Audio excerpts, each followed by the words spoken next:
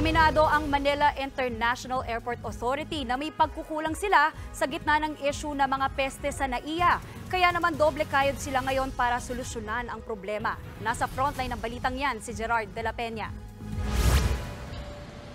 Halos wala nang maupuan ng mga pasahero sa arrival area ng NAIA Terminal 2. Kung dati, puno ito ng mga upuan na gawa sa ratan.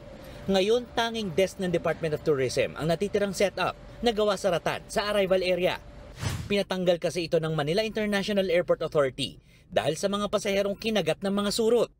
Pero hindi lang surot, may nakita ring daga at ipis sa Terminal 3. Para solusyonan ito, ipinatawag ni MIAA General Manager Eric Ines ang mga namamahala sa 4 na terminal ng NAIA na may hawak ng mga kontrata para sa pest control at housekeeping ng mga paliparan. Pinulong din ni Ines ang pest control services provider ng NAIA. Inamin ng MIAA, mayroon silang pagkukulang dito. Yung statement ng ating GM, inako naman niya yung responsibility, no? Sinasabi niya na we take full responsibility. Hindi magkakaroon ng ganong infestation kung religiously nasusunod ito. Posibleng marinyo ang kontrata ng mga housekeeping at pest control service provider taon-taon. Pagdating ng 3 taon, kailangan ulit nilang sumalang sa bidding para makapagpatuloy ng serbisyo.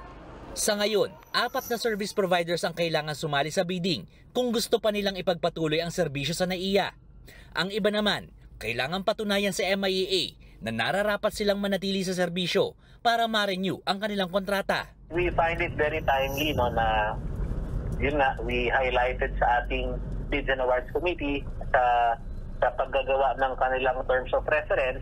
We already highlighted some portions of the terms of reference that we want to be revisited.